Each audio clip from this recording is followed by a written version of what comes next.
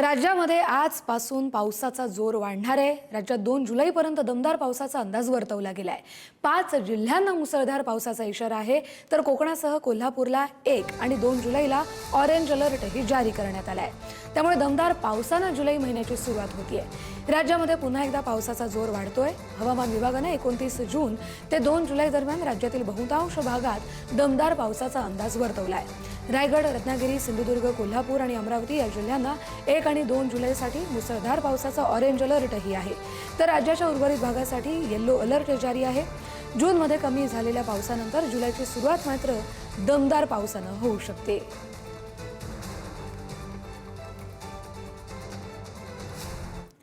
मुंबईसह पश्चिम उपनगरामध्ये पावसाने हजेरी लावली आहे। अंधेरी, जोगेश्वरी, गोरेगाव या भागामध्ये पावसाने हजेरी लावली आहे। मुंबईमध्ये काल रात्री पाऊस पडतोय, तर पुढील काही दिवस देखील पावसाचा अंदाज वर्तवला गेलाय। मुंबईमध्ये गेले काही दिवस पुन्हा पावसाने दडी मारली होती। 2-3 दिवस पाऊस झाला नाही, पण काल रात्रीपासून पुन्हा एकदा पावसाने जोर धरलाय। काल रात्रीपासूनच मुंबईमधल्या पश्चिम उपनगरासह अनेक भागात पाऊस पडतोय।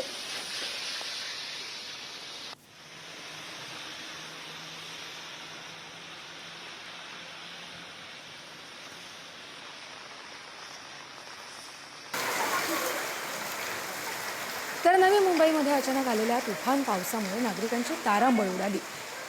पहिल्याच जोरदार पावसामध्ये अनेक सखल भागांमध्ये पाणी साचलं, त्यामुळे पालिकेच्या नाले सफाईच्या दाव्यांची पोलखोल झाली आहे। तुर्भेमधल्या निवासी सोसायट्यांच्या आवारामध्ये मोठ्या प्रमाणावर पाणी साचलं असून रहिवाशांना त्रासाला सामोरं जावं लागतंय। पावसाचा हाच वेग कायम राहिला तर पाणी लोकांच्या घरातही शिरू शकतं।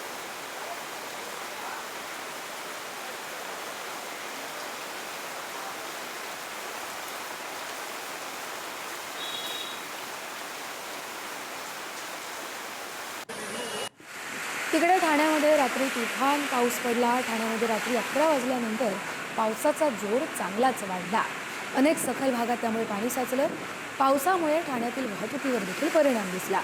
एका तासात 29 मिलीमीटर पावसाची ठाण्यामध्ये नोंद झाली आहे।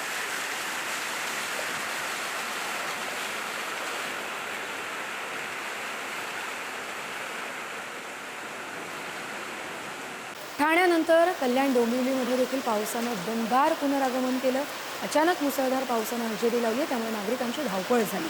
त्यामुळे अनेकांना भिजतच प्रवास करावा लागला।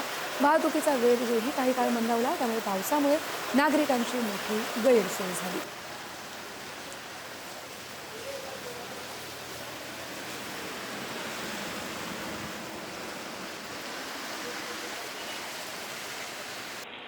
तिकडे भिवंडीमध्ये पावसामुळे सुरक्षा भिंत कोसळली।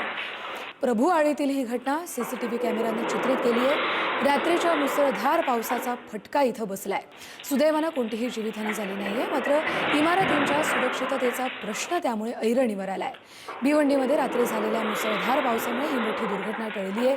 प्रभुआळी परिसरातील एका इमारतीची सुरक्षा भिंत अचानक कोसळली। ही संपूर्ण घटना सीसीटीव्हीनं टिपून घेतली आहे।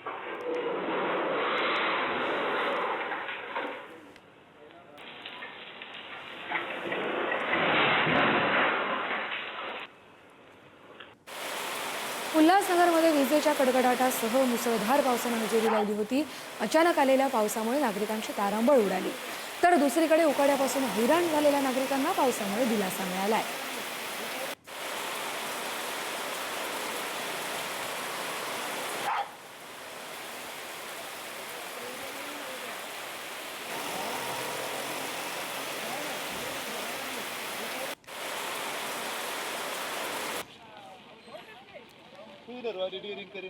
यानंतर आपण खेडमध्ये जाऊया। खेड तालुक्यामध्ये वादळी वारा आणि मुसळधार पावसामुळे धोकादायक परिस्थिती निर्माण झाली आहे।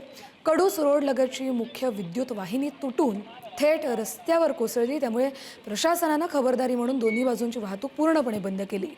ग्रामीण भागाला जोडणारा हा मुख्य मार्ग आहे, त्यामुळे रस्त्यावर वाहनांच्या लांबच लांब रांगा लागल्या होत्या। साचलेलं पाणी आणि रस्त्यावरील विद्युत तारांमुळे नागरिकांच्या सुरक्षेचा प्रश्नही गंभीर झाला।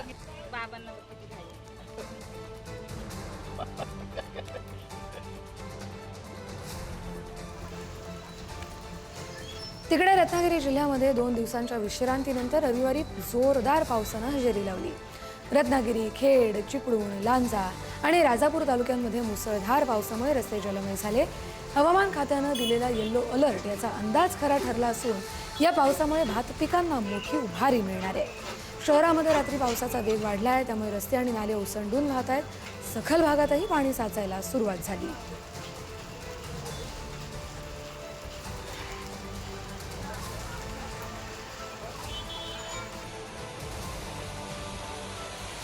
शिरूर तालुक्यातील कारेगाव परिसरामध्ये मुसळधार पावसाचा मोठा फटका बसला.